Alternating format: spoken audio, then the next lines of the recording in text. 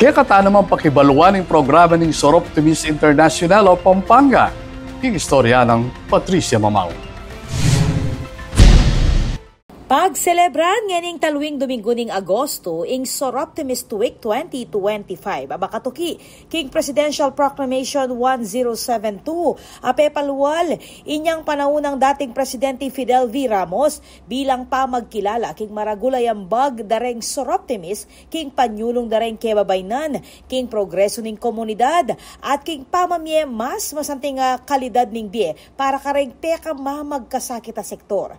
King pamanimuna ning Soroptimist International of Pampanga o SI Pampanga, kesala reng serye dareng aktibidad ang makatutok king edukasyon, kalikasan at empowerment dareng kebabaynan ng pong kayanakan.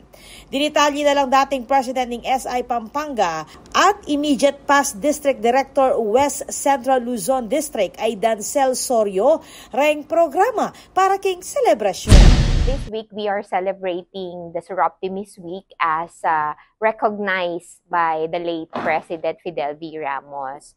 So, lahat po ng mga Soroptimist, ikamingan po all over the Philippines is celebrating this event. So, this is a one-week celebration.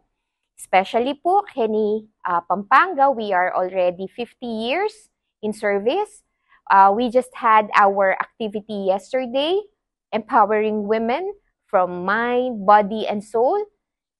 Today and until tomorrow, meron po tayong Dream It, Be It program, Sindalan National High School, and then we will be celebrating the Mass. And the final and culminating activity will be a fun run. Yan pong August 31. So, takbo para sa mga kababaihan, takbo para sa kalikasan.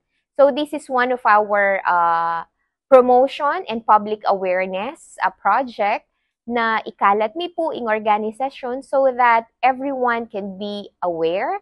And if you are interested to join us, please don't hesitate to message us at our Facebook SI Pampanga page. Aktibo yay nga guman, king career mentoring for senior high school. Binidaya naman ang flagship project Adapt APNP. Nung nukarin may buuyang PNP Women's Desk, amantabi ka rin kebabaynan at kayanakan. Kawani ka rin programa, pasibayo ng pepaganakan ng organisasyon ng kapag nasana niting educate, empower, ampong enable. Reng nga ligi magsilbing gabi king karelang balaw sa serbisyo para king mas inklusibo at mas progresibong komunidad.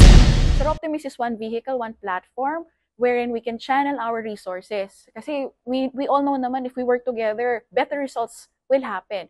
So if we are 50 plus strong and then we all have our unique backgrounds and then more and more women will join, preferably younger kasi we need the power of the youth. We so believe in the new generation, their creativity, their line of thinking. It's something very different from what we know, and I think that's very empowering. Nung combine mo reta, ring various ages, various walks of life, as na po kasantingin maging resulta, uling metong in direction na lalawin tamo. Para ka rin Soroptimist, ing Soroptimist Week, mo simpleng selebrasyon. Nune metong yang kimot bilang pasalamat, pamakisan metong at malasakit. King balaw sa pamamya inspirasyon at pamagbayong biye para ka rin kebabaynan at kayanakan king mabilog ayato. Para king karagdagang impormasyon, malyaryang silipan at i-like ring social media pages at account ning Soroptimist International of Pampanga.